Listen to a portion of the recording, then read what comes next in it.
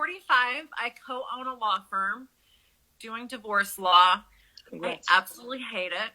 I'm totally miserable. Yeah. It was what I wanted to do at some point, but it's not anymore.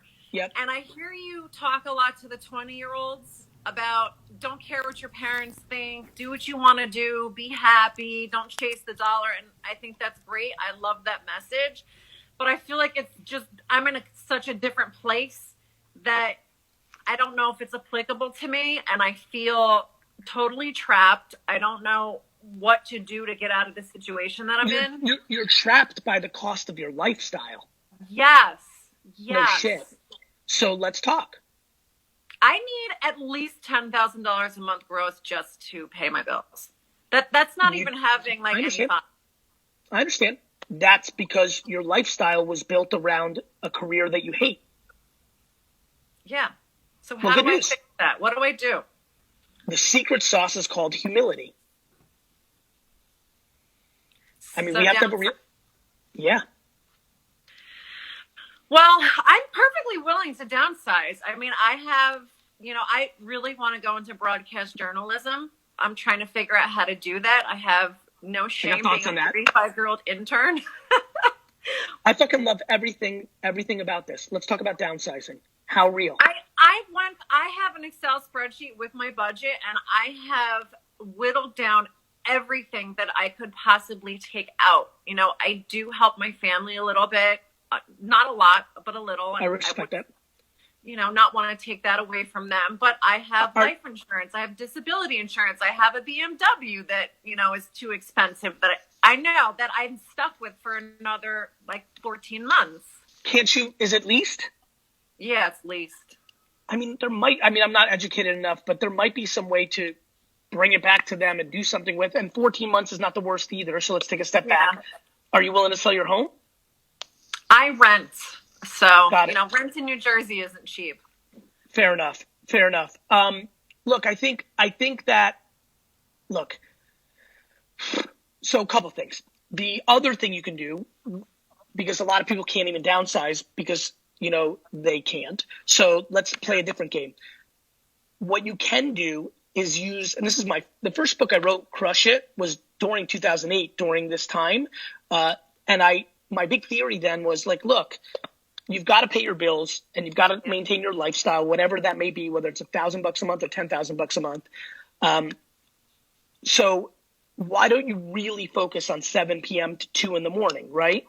And when I hear about broadcast journalism, if I'm you, I start a Facebook live show immediately at night, literally Tea with Gary V, but like Wine with Christina, and literally start fucking interviewing people, literally spend 7 or 8 to 10 booking people.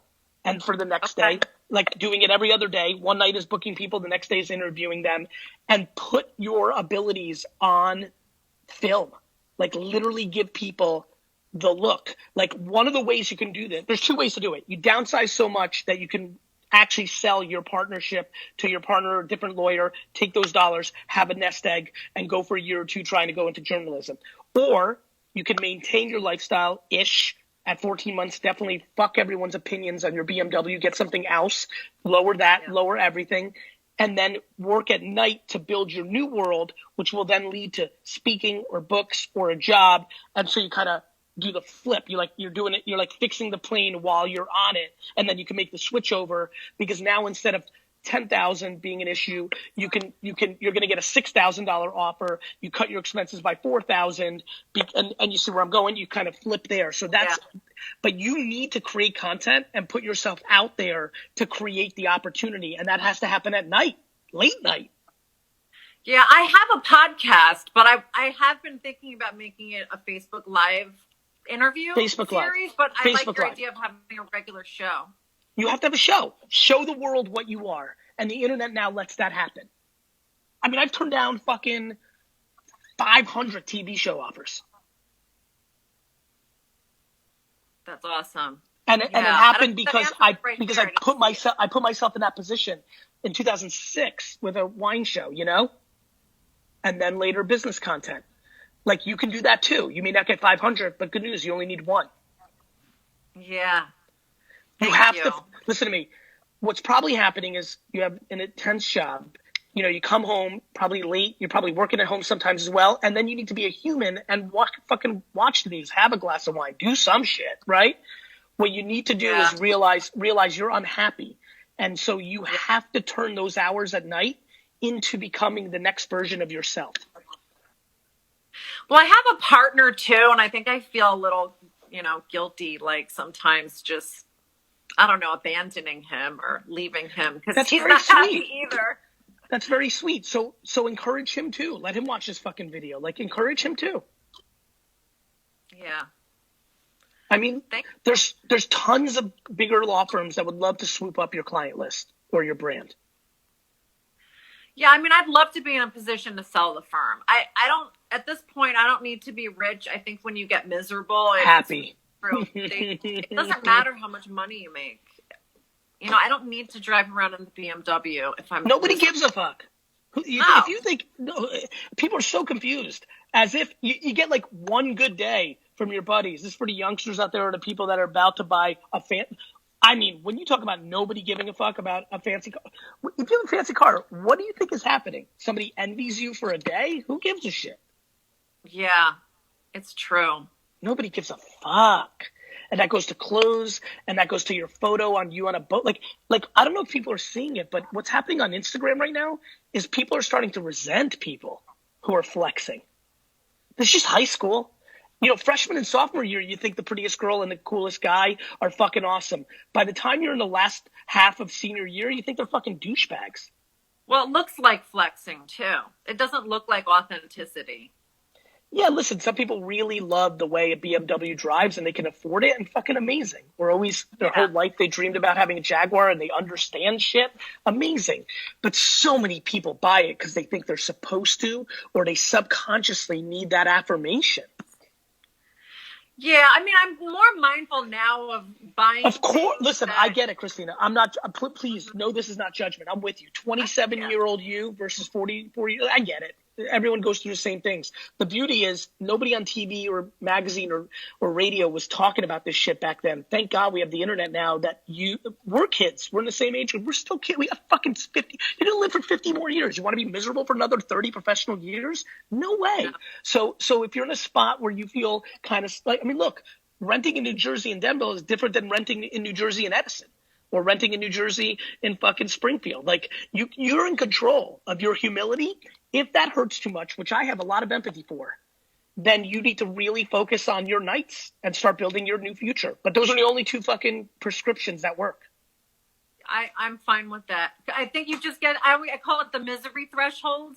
Once you get to your misery threshold, you don't even care. You'll do anything. Facts. It's fucking facts. It's so funny. Philadelphia fans said move to PA. It's really been interesting. I've had, because I grew up my high school years. I grew up my childhood years in Edison, but my high school years in Hunterdon County, New Jersey, which is like exit like 12, 15 on 78 out west. And I'm seeing a lot of people in the Springfield, Edison, Bergen County area start to really consider like right over the bridge by Phillipsburg. And like, there's so many options to your point when you're fucking unhappy. Yeah. The BMW's not important after a while. Nobody gives a fuck. No, but there's a lot of people my age that they're just oversaddled with a mortgage. I don't even have that. I'm lucky I don't have kids because I don't have those responsibilities. But I hear so many people say, well, what am I going to do now? I got a family to support and a wife that stays at home. Nobody has the humility to move. Nobody has the courage to go and say to their wife, we're moving. Like what people don't realize is this is why so many people are on opioids and alcohol and just like they're sad. Then they're spending more money to go to therapy. It's tough, man. This is why we have to redefine. Listen, it is our responsibility. We grew up in a Gen X world where like success mattered, like things mattered.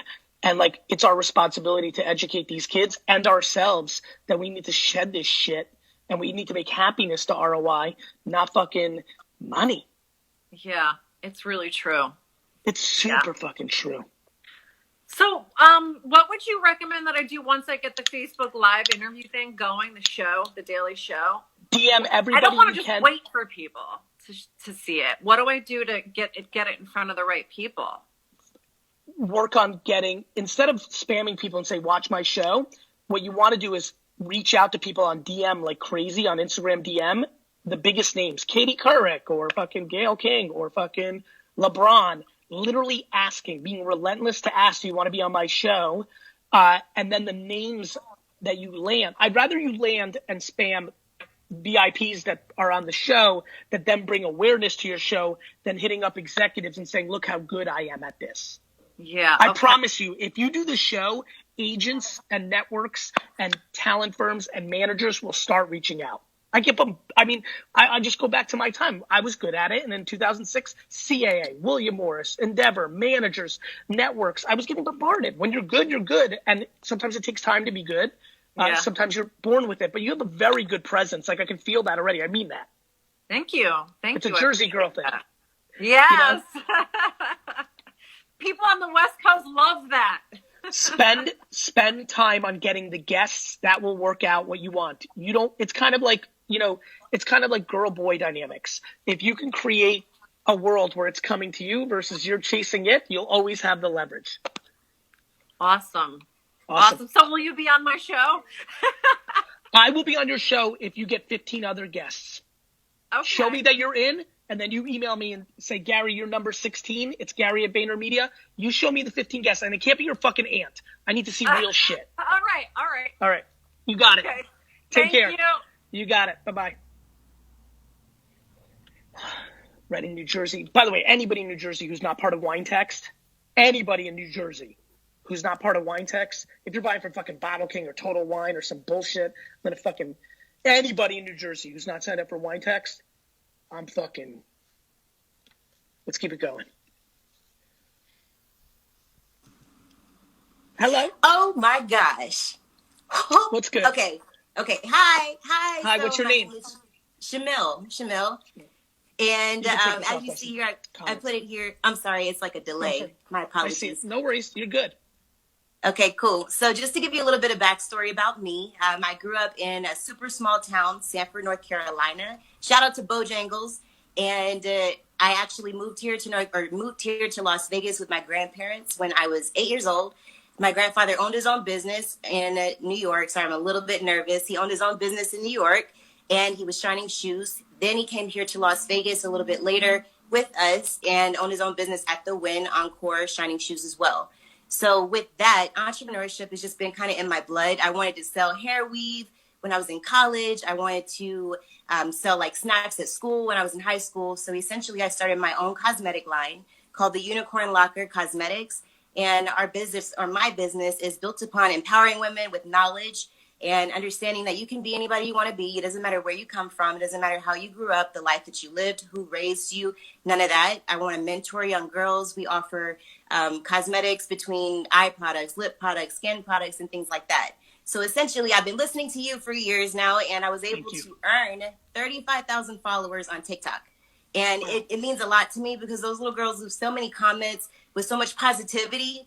And it lets me know that there are not people who, I don't think this is kind of like a side note, but I don't think anybody's born racist or hateful because there's so many people. It's taught behavior.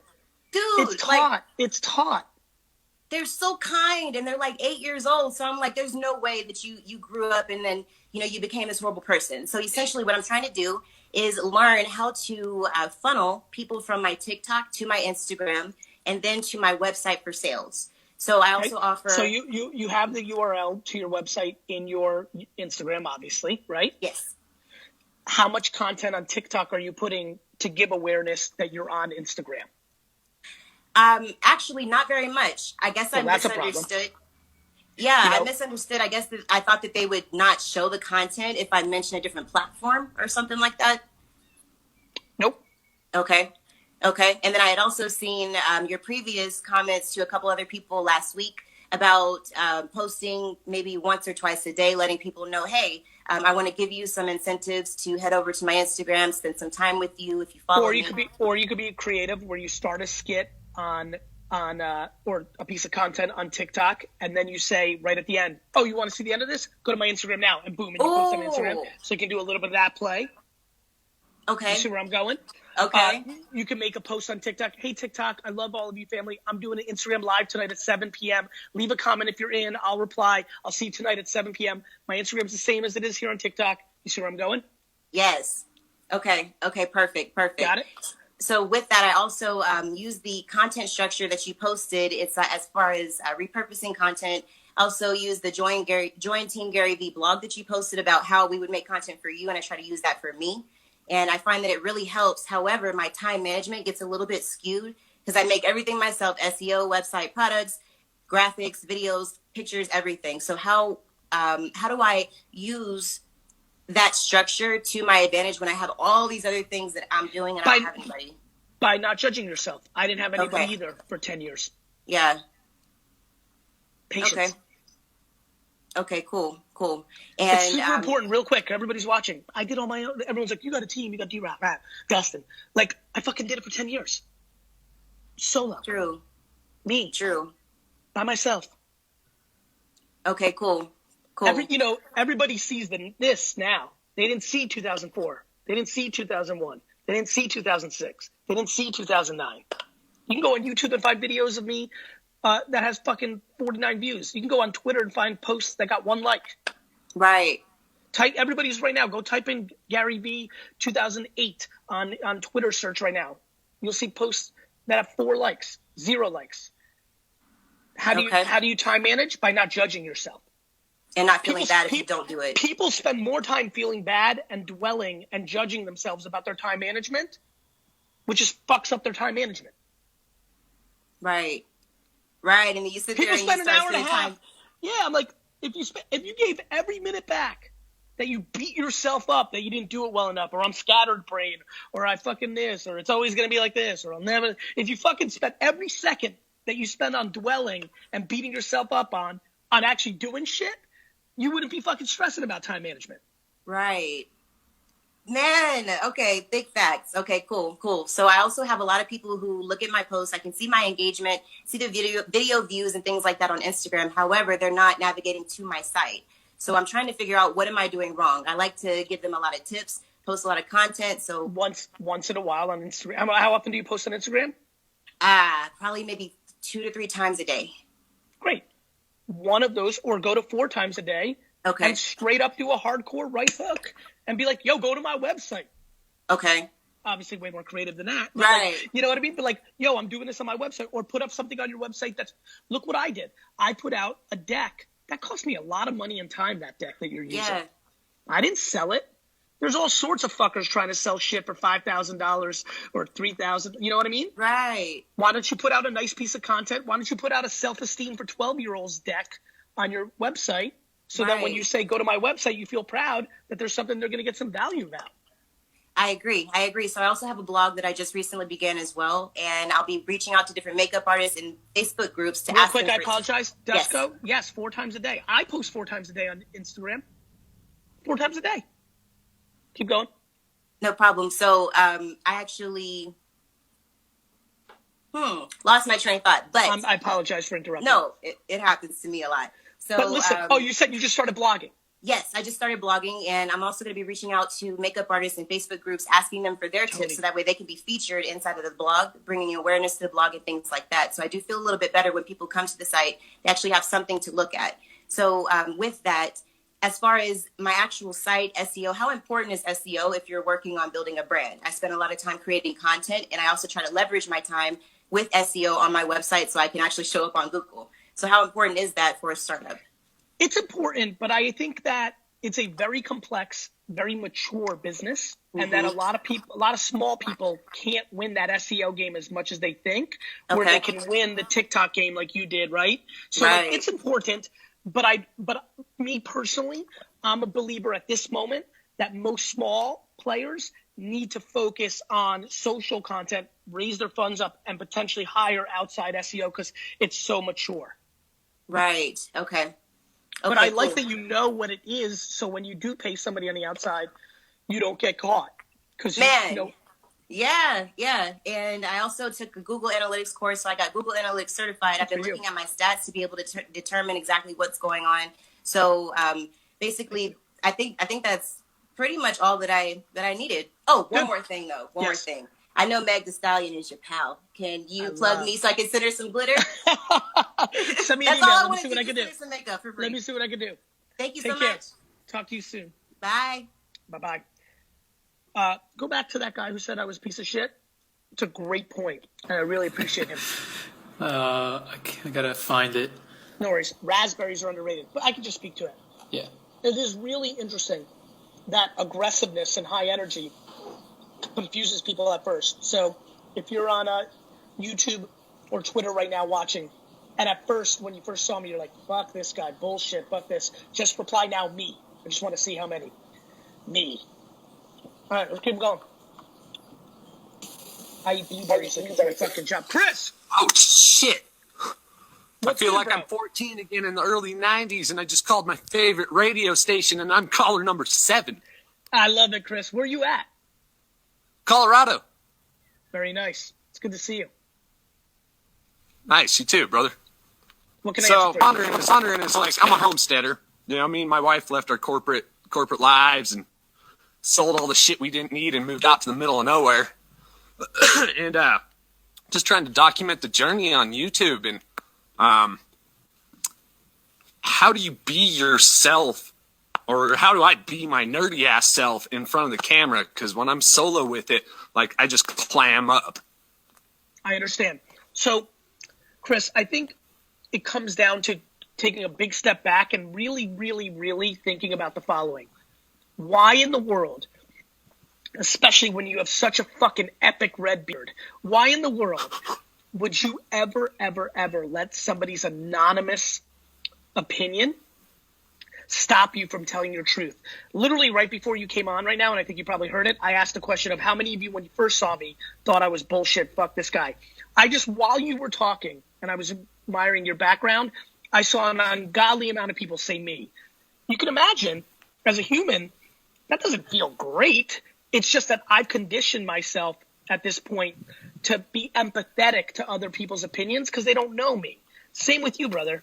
You could be nerdy because it doesn't matter if people think you're nerdy or boring or not boring. You just got to keep persevering. You're going to find your crew. You're going to find your crew. Right, right. A lot of people are Yeah, asking me. I don't even know if it's so much that, because God, I mean, there's go probably, 10,000 people watching this right now, and I can talk to you and conjunct a coherent sentence, but when I'm solo with the camera, like, my brain just goes to mush and I can't organize my thoughts. I got an idea. It's really funny. What's You that? might have a similarity to me. I actually hate being solo too. I need action. Notice how I'm bringing Yeah, and that's Dustin kind in. of how I am. I do better interacting. When I did Wine Library TV, I made Kastner and Chris Mott. People used to think I said Mott. Those people behind the camera, I used to interact with them because I needed the action. When I did Ask Gary Vee, I made India and Stunwin and those characters part of it. I'm doing Tea with Gary Vee. I'm making Dustin a part of it. So what you may want to do is when you make videos, you may want to go on Facebook Live or YouTube Live and do it live because you're getting a little bit of that human interaction that you're feeling right now. Or Right. you might need a virtual co-host. How would you do that? You would do it. I mean, we're co-hosts right now. So Oh, you go, okay, that makes sense. right? You go to StreamYard.com. That's like a platform. You hit up your buddies or somebody you think could be good at this, and maybe what you need is a co-host. Some people are way better with co-hosts than they are solo. So how would I incorporate that in with, like, my daily things that I have to do when I'm homesteading that I want to document? When you're homesteading and documenting, you don't even need to talk to camera. Maybe you just document it and then you do voiceover with you and that person after the fact in post-production. Okay. See what's awesome about this, Chris, is what has always driven me is the ability to have ideas and to always look for yes. Like there's nothing you or anybody else can say that's going to stop me or make me say, well, we can't. There's always things to do. The fact that you can document what you're doing and then do post-production voiceover might be the unlock. Right? Yeah, that's definitely one to think about for sure. You like that, right? That's kind of fresh. Yeah, You that's a might good idea. I mean, maybe you feel way more comfortable watching your day and even talking about what was on your mind. As a matter of fact, that's a good idea for me, for Daily B. The coolest shit is actually in my mind that you can't see. What I'm saying out loud, right, as entertaining and smart as it is, I promise you it's fucking secondary to what's going on in here. Right. And, I spend a lot of time because, well, I mean, I have my wife and my kids and whatnot, but I do a lot of solo projects around here, so I spend a lot of time internalizing. I love that. I think filming that, as quote-unquote boring as it may seem in what you're doing, I would argue it isn't, especially if you voice over and be like, yo, I was looking at this fucking plant or doing this there. What the fuck you're doing, right? By the way, what's your channel? People are bombarding me for what your channel is. Oh, it's Bar None Off Grid. Bar with 2 R's. Oh, I love that, Chris Bar. Bar what? Bar None Off Grid. And what's Dustin, you got that? Because I know we're going to put the link here. Is that it? Right there, Chris, can you see that? What's that? Oh, yeah, that's it. All one word, right? For YouTube? No, it's separated just like he wrote it. Good job, Dustin. Chris, I wish you luck. I'm telling you right now, I really like the idea of you just filming it and then taking it into post-production and talking over it. Okay. Do you think you can do that, or are you just try and see how that works out then?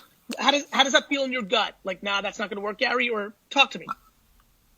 I don't know. I think it's probably better than me being solo with the camera trying to talk to it, but it's still just me stuck in talking. Like, I don't know. I guess maybe I am like you, is like I do way better in an interactive scenario. Why don't you try going live on YouTube or Facebook for the whole day and interacting with the phone? See how that feels. Okay. No, yeah. I've never tried live stream on YouTube, but I don't really have a lot of followers, so there's Chris, I don't know how many people would watch if I went live. Chris, when I went live on Ustream back in the day, back in the back day, I fucking had like 7-8 people in there, and they became my family, and 8 became 13, and 13 became 22. What you can do is, before you go live the first time, why don't you go to your address book and text literally everybody your YouTube channel and say, listen, tomorrow's a big day for me. I'm going to go live, and I just need some people in there, and it would mean a lot to me if you came. You're going to have 6 to 15 friends jump in there. Okay. Chris, you know what's funny? I I don't know what Mike's like. Chris, you just went up 100 followers on your YouTube subscriber list since we've been talking. Kidding me? That's fucking fantastic. I think it's fucking fantastic too. Wow. I don't even know what to say to that right now. Well, guess what? Here's what I have to say to it. Now you have a base. Of people that will join you on your first YouTube live. Take advantage of it, my friend. Use this serendipitous moment to start the next chapter. Right. Just got to grind and kill it. You had 35 followers. Now you have 142. Jesus. That's insane. It's a good day, Bar. Hey, appreciate it, brother. I appreciate you. Let's throw up his channel one more time, Dustin. Chris, have a great day. Hey, thanks, Gary. Love you. You got it. I love you back. Let's spend the last couple minutes here solo. I'm going to start doing this way. Let's recap. Today's recap. Look, just doing nice things. I think all of you, first and foremost, you as a community, thank you so much for following Chris's channel. That means a lot to me. You can see we made that wonderful man's day. There was a lot of patience, a lot of inside your own head. If you really think about the themes, it's so funny. Back to the thing we did where it was me. I can come across hard and aggressive in Jersey and cursing, and I can look like a lot of the spammy people that are just trying to get you into funnels and bullshit. I get it. But the reality is the religion here is patience and kindness and empathy and self-esteem and self-awareness and kindness and empathy. And I just really appreciate having this time with you guys to really keep pounding that home. And I think more and more every single day, it's becoming more obvious to people what's really happening here. A couple of things I want to end up with. One, please share this show. I really think we're doing something meaningful, and I want more people. There's a lot of people who do think I'm a douchebag, and maybe they're watching 2 or 3 or new people. I think we're doing a lot of good here. And so I also know this format is probably not sustainable and will be over somewhere here in the next 30 or 60 days. So if you can take a screenshot and post it to all your places, text friends, start a WhatsApp group. Like if you're a Facebook group moderator, for sure, please spread this love far and wide. That would mean a lot to me. And I just appreciate it. Dustin, come in here. Let's chat for a few minutes as we wrap up the show. What did you see out there today? A lot of good comments. Not too many bad comments or anything like that. That's why I was trying to show them, but I couldn't find too many. A couple of spam stuff. Real quick, I apologize. Jonathan Smith, tea time starts every morning at 9 a.m. Eastern, 6 a.m. on the West Coast. By the way, I guess he's up to 300. He's at 400 subscribers now. What Crazy. Incredible love. What incredible love. What else did you see, Dust? Unfortunately, I wasn't being able to pay attention because there's a lot going on here. Yep. So No a lot worries. of it just went in one ear and went out the other. I respect that. Are we going to figure out the Facebook comments for tomorrow? Yeah. Okay, we'll have that right. Yep. It was a good show. Yeah. There were some really good ones. Yeah. I mean, Did anything stand out to you, or were you like so in producer mode it was hard to even follow just the content? just the guy that was like in tears right away. I was like, wow. Like, Hayden. yeah. I really like the kid that